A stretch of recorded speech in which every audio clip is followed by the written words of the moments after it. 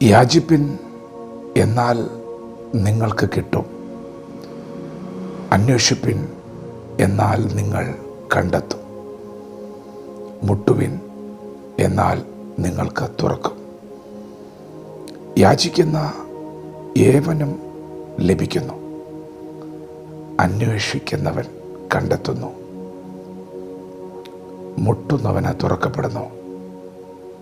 ദൈവത്തിൻ്റെ മാറ്റമില്ലാത്ത വചനം ശ്രദ്ധിക്കുന്ന പ്രിയപ്പെട്ടവരെ, നിങ്ങൾ വെള്ളിയെപ്പോലെ, നിക്ഷേപങ്ങളെപ്പോലെ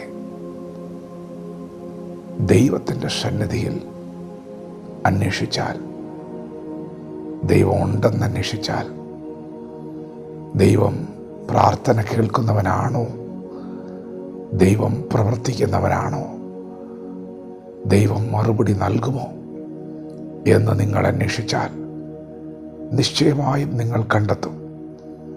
ദൈവം പ്രാർത്ഥന കേൾക്കുന്നവനാണ്, ദൈവം വിടുവിക്കുന്നവനാണ്. അങ്ങനെ ദൈവത്തിൻ്റെ മുഖം അന്വേഷിച്ചവരുണ്ട്. അവരൊക്കെ കണ്ടിട്ടുണ്ട് ദൈവം ഉണ്ടെന്നും ദൈവം പ്രവർത്തിക്കുന്നുണ്ടെന്നും ദൈവം വിടുവിക്കുമെന്നൊക്കെ. യഹോവയെ അന്വേഷിക്കുന്നവരെ, നിങ്ങൾ ദൈവത്തിൻ്റെ ശക്തിയെ തിരയുവൻ. ദൈവത്തിന് ശക്തിയുണ്ടോ? ശക്തിയുണ്ടെങ്കിൽ അതെൻ്റെ ജീവിതത്തിലൊന്ന് വെളിപ്പെടണമെന്ന് ആഗ്രഹിക്കുന്നവർ അന്വേഷിക്കാൻ തയ്യാറായാൽ നിശ്ചയമായി നിങ്ങൾ കണ്ടെത്തും. യാചിപ്പിൻ, എന്നാൽ നിങ്ങൾക്ക് കിട്ടും. പ്രിയപ്പെട്ടവരെ, നിങ്ങളുടെ പ്രാർത്ഥനയുടെ മറുപടി വരും. ആ മറുപടി യാചനയിലൂടെയാണ്. എത്ര പേർക്ക് യാചിക്കാൻ കഴിയും? നമ്മുടെ കർത്താവായ യേശു തന്നെ മരണത്തിൽ രക്ഷിപ്പാൻ കഴിയുന്നവനോട് ഉറച്ച നിലവിളിയോടെ, കണ്ണുനീരോടെ, അപേക്ഷയും അഭയയാചനയും കഴിച്ചപ്പോൾ ഉത്തരം ലഭിച്ചു. ഭയഭക്തിയോടെ യേശു പ്രാർത്ഥിച്ചു. പ്രിയപ്പെട്ടവരെ, നിങ്ങൾ ദൈവം പ്രാർത്ഥിച്ചാൽ മറുപടി തരുമോ എന്ന് അന്വേഷിക്കുന്നവരാണെങ്കിൽ ആ മറുപടി വരുന്നത് യാചനയിങ്കലാണ്.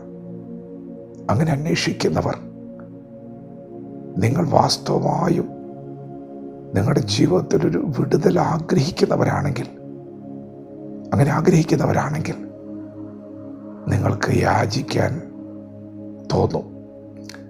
നിങ്ങൾക്ക് ഏറ്റവും താഴ്മയോടെ അപേക്ഷിക്കാൻ തോന്നും. കാരണം നിങ്ങൾക്കൊരു വിഷയമുണ്ട്, നിങ്ങൾക്കൊരു മറുപടി അത്യാവശ്യമാണ്. എന്നാൽ ദൈവം ഉണ്ടോ എന്ന് പരമാർത്ഥതയോടെ അന്വേഷിക്കാതെ പരീക്ഷണത്തോടെയൊക്കെ സമീപിക്കുന്നവർക്ക് യാചിക്കാൻ കഴിയത്തില്ല. കാരണം അവർക്ക് പ്രത്യേകിച്ച് വിഷയങ്ങൾ ഉണ്ടാകണമെന്നില്ല. അങ്ങനെ അന്വേഷിക്കുന്നവർക്ക് ദൈവം ഉണ്ടെന്ന് കണ്ടെത്താൻ കഴിയില്ല. കാരണം അവർ യാചിക്കുന്നില്ല, അവർ പ്രാർത്ഥിക്കുന്നില്ല, അവർ അപേക്ഷിക്കുന്നില്ല. എന്നാൽ ഇന്ന് പകൽ വാസ്തവമായും ദൈവമുണ്ട് എന്ന് പറയുന്നവർ, അവരിതുപോലെ യാചിക്കുകയും പ്രാർത്ഥിക്കുകയും ചെയ്തവരാണ്. അവർ അപേക്ഷിച്ചവരാണ്. അവർ മറുപടി വരുന്നത് വരെയും പ്രാർത്ഥിച്ചവരാണ്. ലജ്ജ കൂടാതെ മുട്ടിയവരാണ്. കതക് തുറക്കുന്നത് വരെ മുട്ടിക്കൊണ്ടിരുന്നവരാണ്. മടുത്തു പോകാതെ പ്രാർത്ഥിച്ചവരാണ്. അവർക്ക് അവരുടെ ജീവിതത്തിൽ ചില വിഷയങ്ങളുണ്ടായിരുന്നു. അവർ ക്ഷമയോടെ കാത്തിരുന്നവരാണ്. അവർ കണ്ടിട്ടുണ്ട് ദൈവം പ്രവർത്തിക്കുന്നത്, ദൈവം ഇറങ്ങി വരുന്നതൊക്കെ കണ്ടിട്ടുണ്ട്. പ്രിയപ്പെട്ടവരെ, അങ്ങനെ അന്വേഷിച്ചാൽ നിങ്ങൾ കണ്ടെത്തും. യാചിച്ചാൽ നിങ്ങൾക്ക് ലഭിക്കും. മുട്ടിയാൽ തുറക്കപ്പെടും. ഇത് വചനമാണ്, സത്യമാണ്. ആയിരങ്ങൾ സാക്ഷികളായി നിങ്ങൾക്ക് ചുറ്റും നിൽക്കുന്നുണ്ട്. വിശ്വാസത്തോടെ പ്രാർത്ഥിക്കാം,